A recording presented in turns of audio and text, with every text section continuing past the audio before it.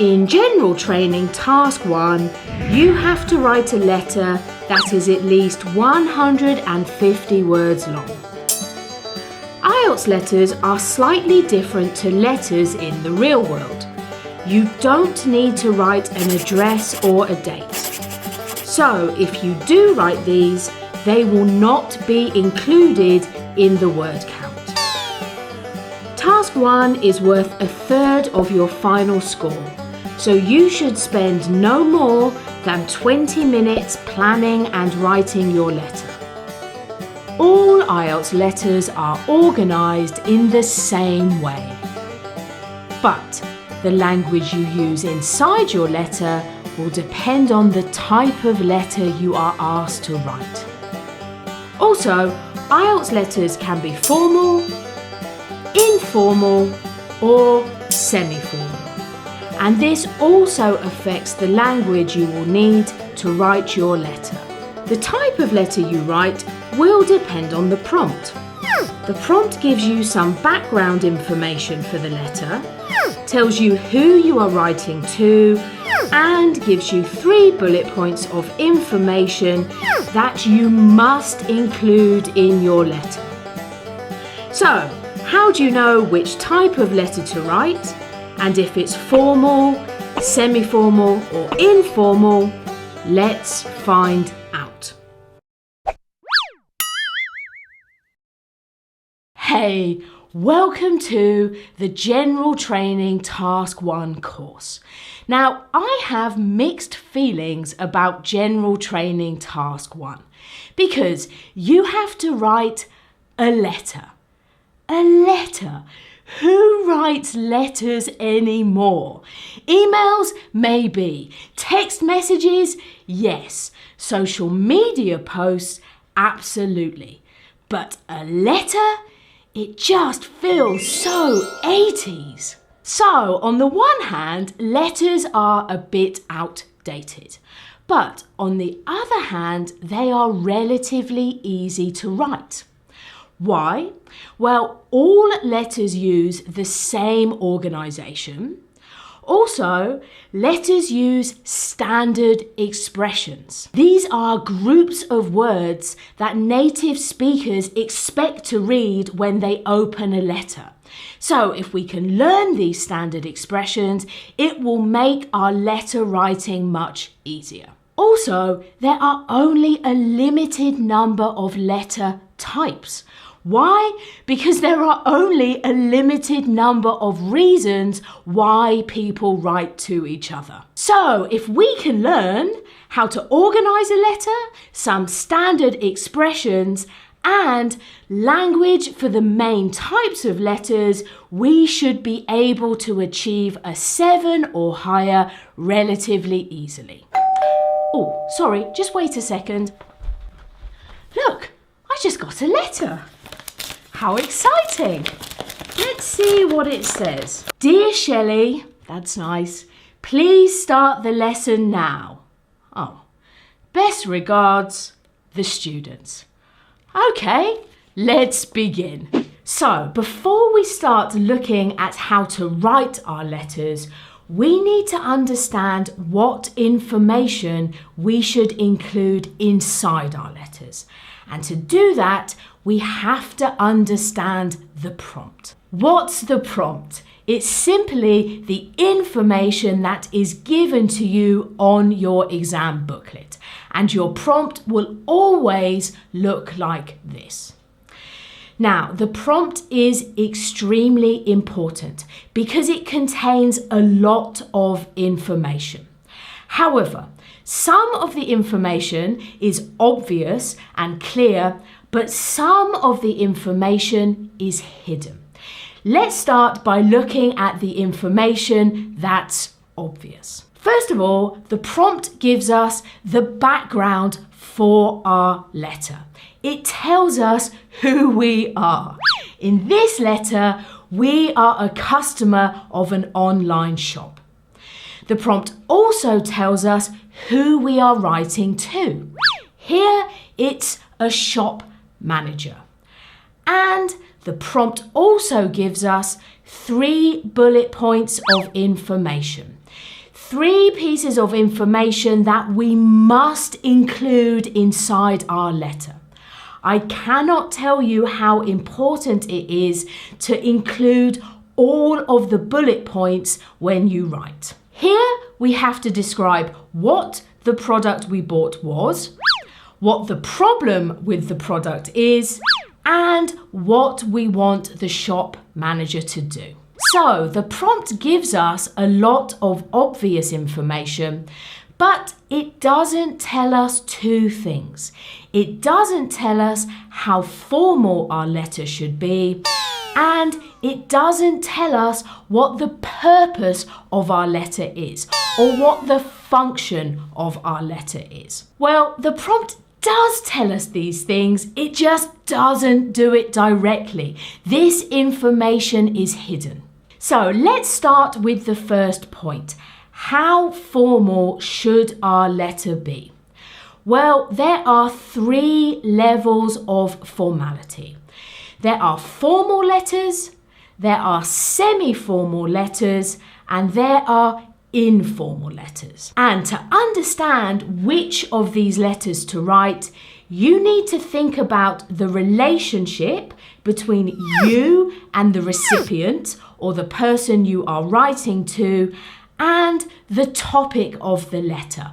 What are you writing about? In a formal letter, you will be writing to somebody you don't know about a formal topic. I think for our example prompt, we will need to write a formal letter because we're writing to a shop manager who we don't know about a serious situation, a formal situation. You have a problem with a product. Other types of formal letters might have instructions like these. Write a letter to a restaurant. Do you know the person who runs the restaurant? No. It could also be write a letter to a hotel, write a letter to a bank, write a letter to a university accommodation officer. Anytime you are writing a letter to somebody you don't know about something serious or formal, you must write a formal letter. Of course, the opposite of a formal letter is an informal letter. This is where you are writing to somebody you know about a personal situation. Nearly all personal letters or informal letters have the instruction, write a letter to your friend. Or maybe write a letter to your family member. In any case, you know this person and you are writing about something personal. In the middle are the annoying semi-formal letters. These are the most confusing.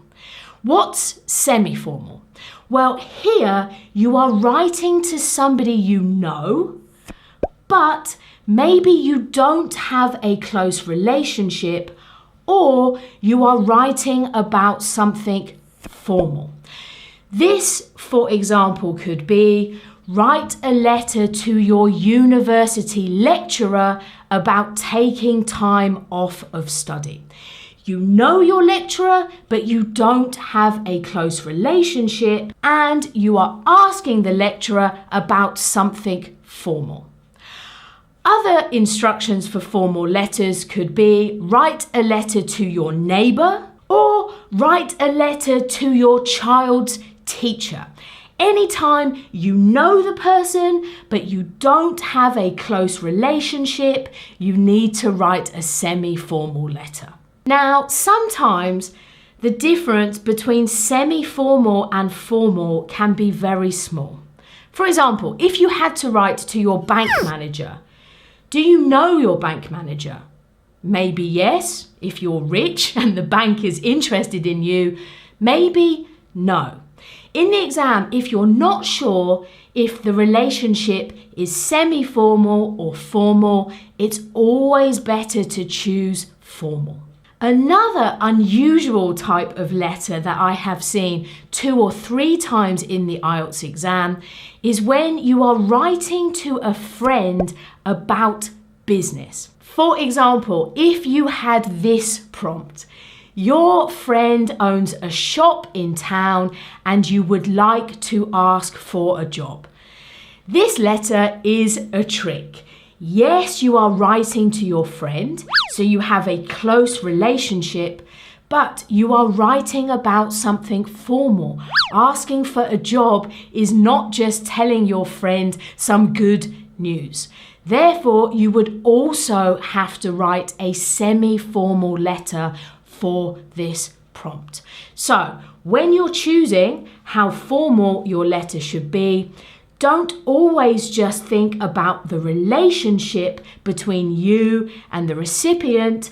Also think about the topic. What are you writing about? If you're writing to a friend about something serious, you still need a semi-formal letter. Now, you might be asking yourself, what does it matter if the letter is formal or informal or semi-formal? Well, this totally changes the type of letter you will write. All of the language inside the letters is different. And we're going to look at that in 3 videos' time.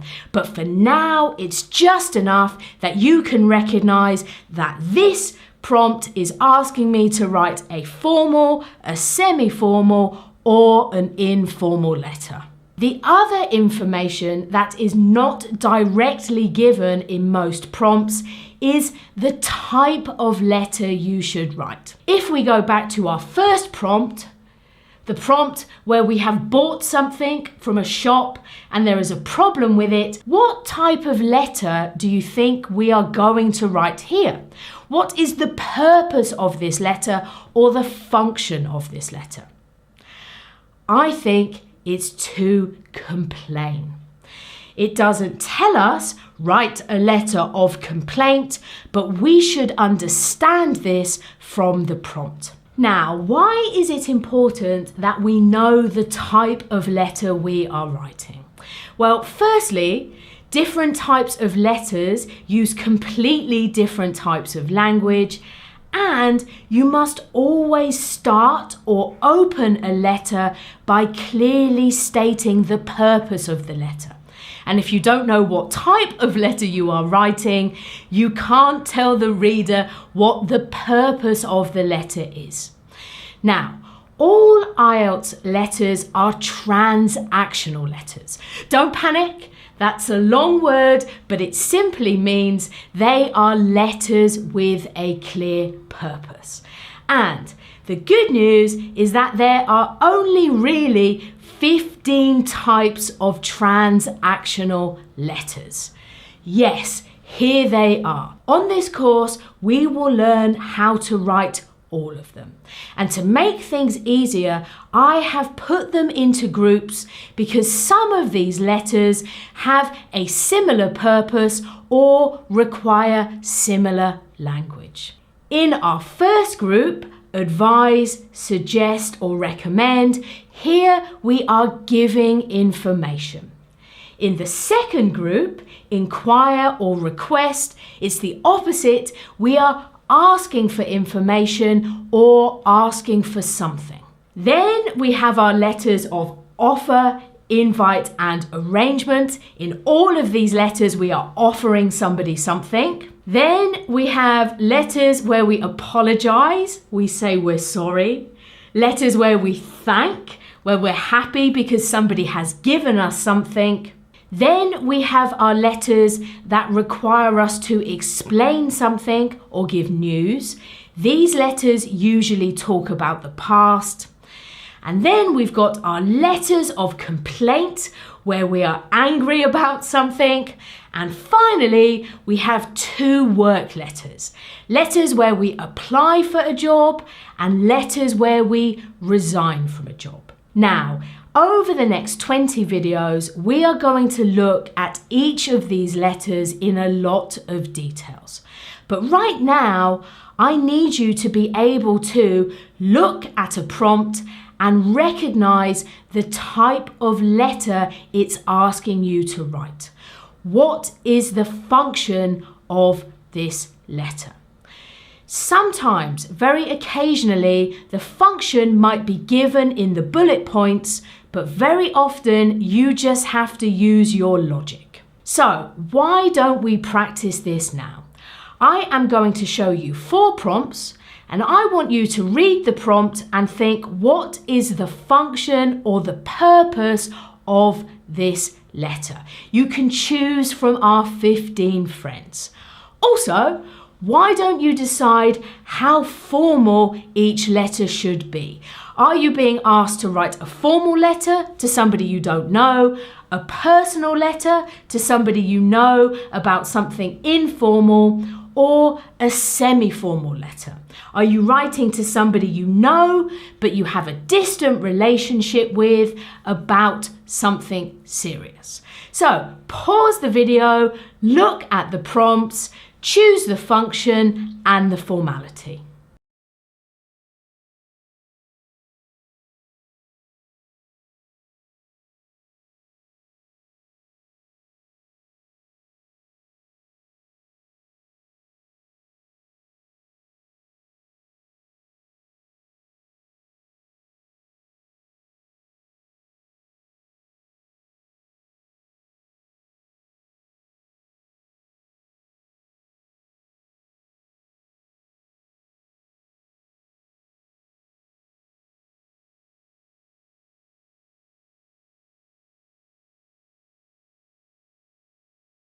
Okay, how was that? Let's look at the first prompt together.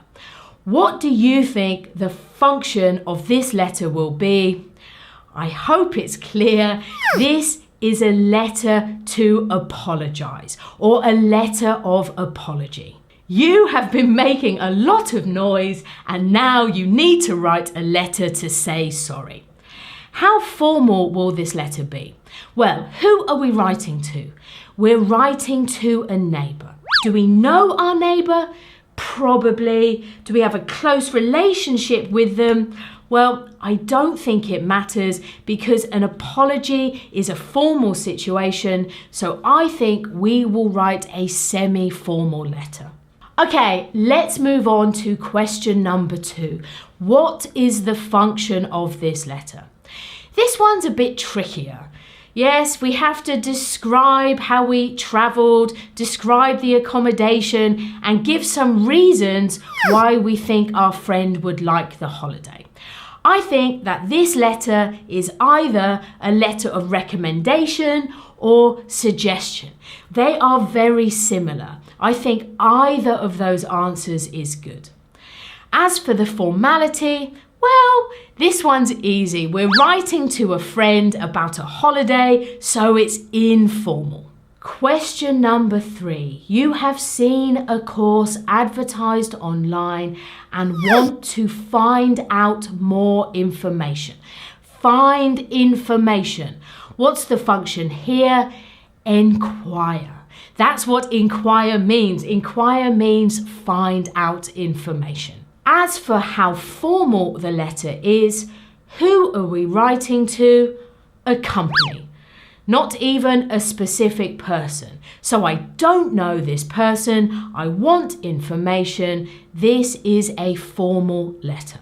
And finally, number 4. Hands up who has written a letter like this in the real world. Me. You have not attended the last 2 weeks of your university lectures. Naughty, naughty, naughty. So, what are we doing here? You might think we are writing to apologise, to say sorry to the professor. But if we read the bullet points, does it ask us to apologise or say sorry? No. It just says to give reasons why we missed the class. So here, I don't think we're apologising, although it might be a good idea to say a small sorry.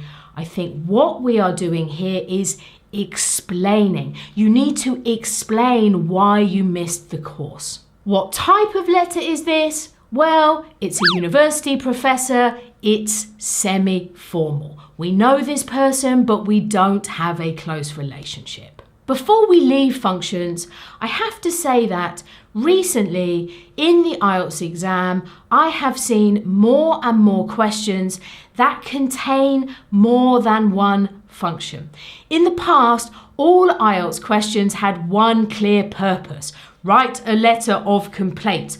Write a letter to apply for a job. Now they are asking students to write letters that have more than one function. Letters that ask you to apologise and invite, or suggest something and give some advice. I call these letters mixed function letters. Let's have a look at one of those now. Last month, your friend looked after your pet while you were on holiday. Write a letter to your friend. In your letter, thank them for looking after your pet, explain why you didn't write earlier, and invite them to come to dinner. So if we look here, the first bullet point asks us to thank them. So that looks like a letter of thanks. The second bullet point asks us to explain something, why we didn't write earlier. This looks like a letter of explanation. And the third point asks us to invite them to dinner. This looks like a letter of invite. So there are three functions or three things we have to do inside this letter. But I think for nearly all mixed letters, there is one primary function or one primary purpose. What's the most important thing we have to do in this letter? I think it's to thank our friend. So you should think of this as a letter of thanks. So when you start your letter, you will start by saying, "Hey John, how are you? I had a great holiday. I just want to write to say thanks a lot for looking after Fluffy," for example. And then you will still explain and invite, but it's not the primary function of your letter. So if you have more than one function inside your letter, always try to find the primary purpose.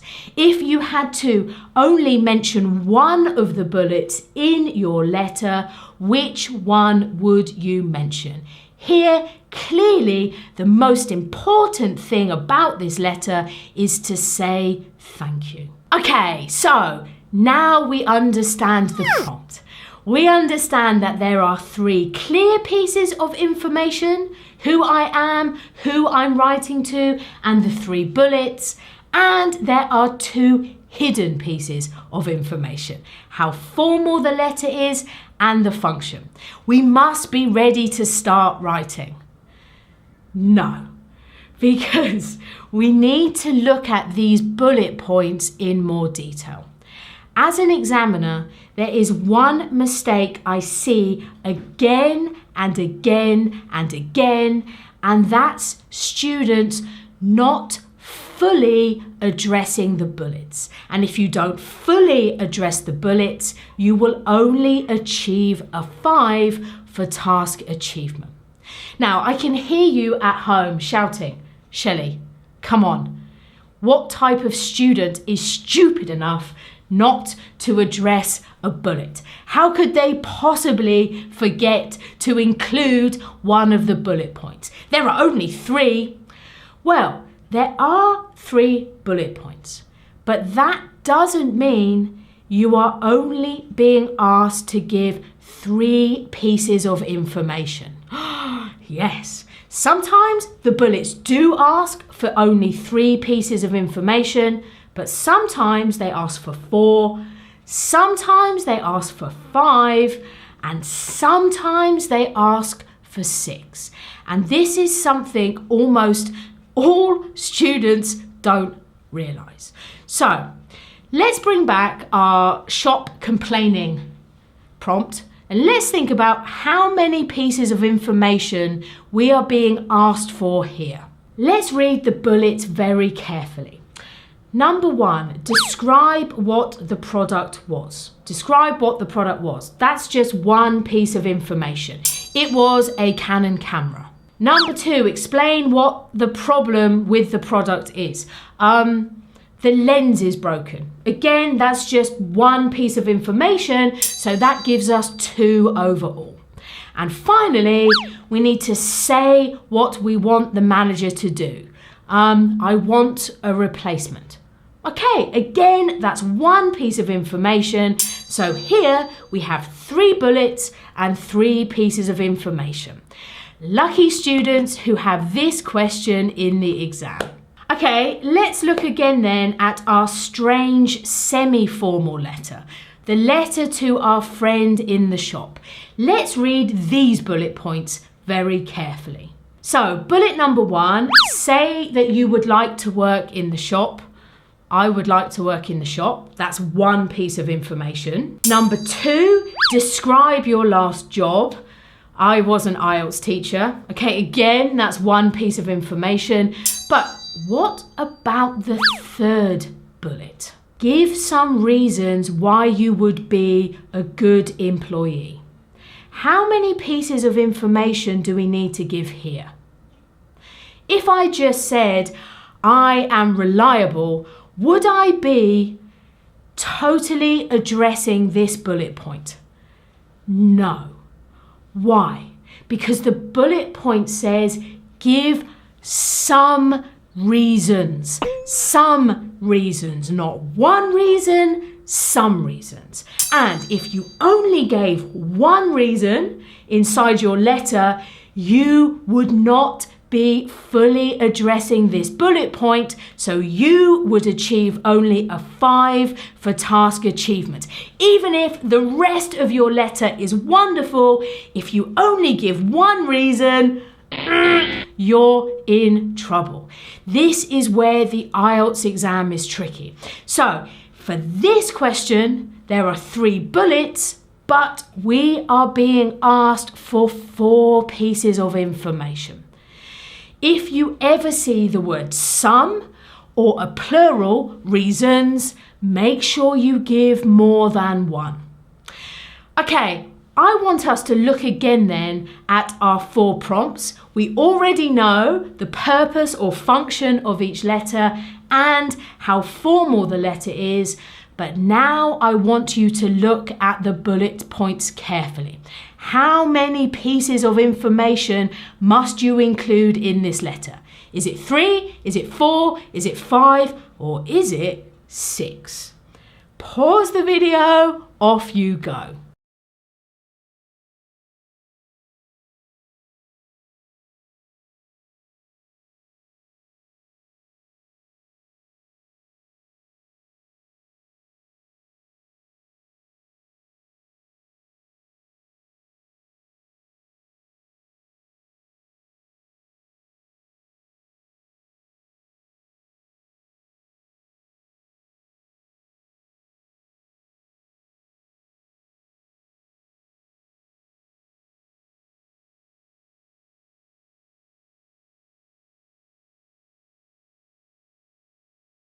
Okay, let's look again then at our letter of apology to our neighbour.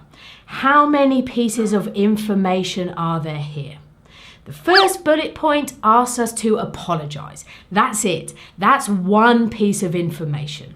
But bullet point number 2 says explain the reasons for the noise. So you must give more than one reason. If you just say, it was my birthday and I had a party, you will get a 5 for task achievement. So that's already 3 pieces. What about the final bullet point? Suggest ways you can reduce the noise. What's the key word here? Ways, plural. Again, we need 2. So for this letter, the 3 bullets ask for 5 pieces of information. Okay, let's move on to the second prompt, the prompt about our friend who wants information about our holiday. What does the first prompt say? Say how you travelled and how much it cost. How you travelled and how much it cost. This is 2 pieces of information.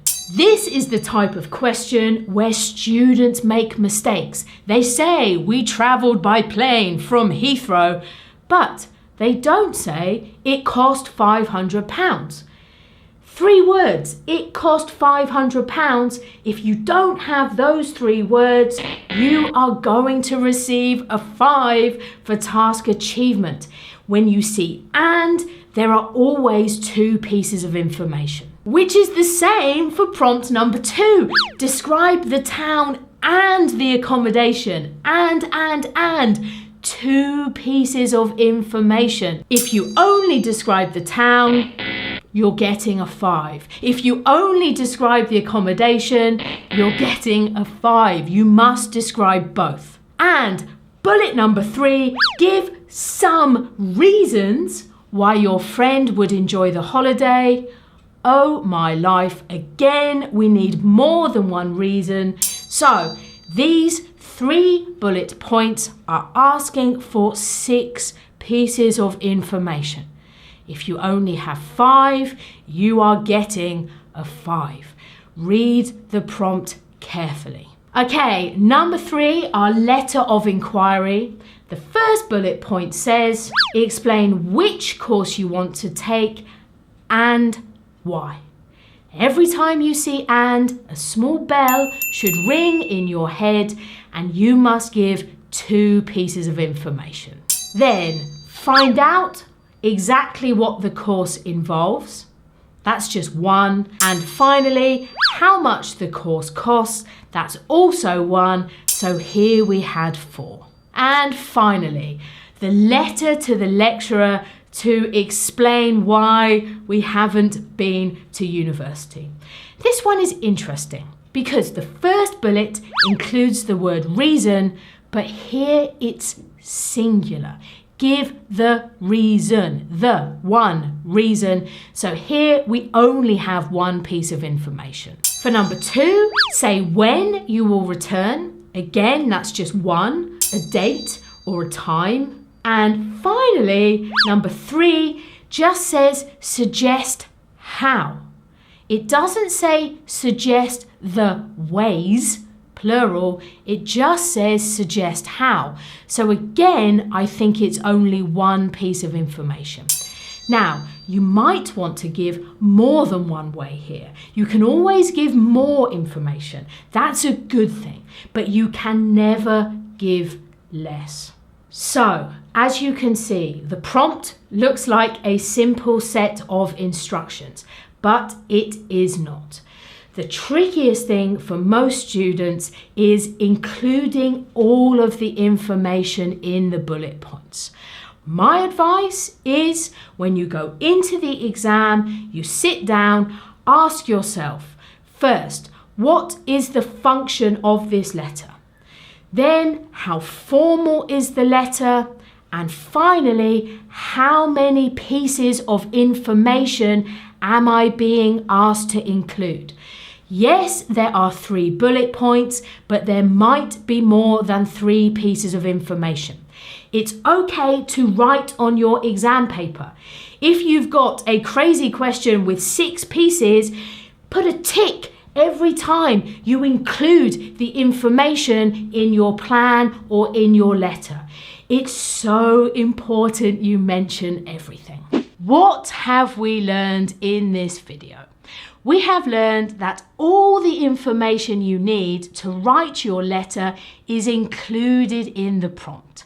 But the prompt is a little bit tricky.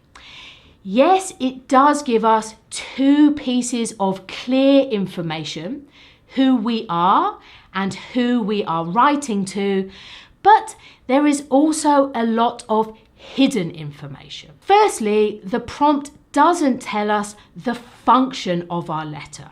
We have to understand this from context. The good news is that there are really only 15 types of IELTS letter, and we will study all of them on this course. Also, the prompt doesn't tell us how formal our letter should be, but we can understand this by looking at the relationship between the writer and the recipient and the topic of the letter. The biggest trick, though, in the IELTS exam is inside the bullets. There are always 3 bullet points, but there are not always only 3 pieces of information to include. You must read the bullets carefully. If you have a plural, give some reasons. You must give more than one reason. Or if you see the word and, the bell should ring and you should see that this one bullet is asking for 2 pieces of information. If you don't address all of the points inside the bullets, you will only get a 5 for task achievement. And that always makes me really sad as an examiner when I mark a great letter, but I have to give 5 because some information is missing. Don't do it. Okay. At the end of every video, I tell students, go and do the practice activities. I think the videos in my course are good, but the practice activities are the most important part. You don't learn by listening, you learn by doing. So please, go now to the practice activities. You will find more prompts to check if you can find the function or the formality or the number of pieces of information. And only when you've done that, come and join me in the next video where we will finally learn how to organise a letter. I'm Shelly and this is my IELTS classroom.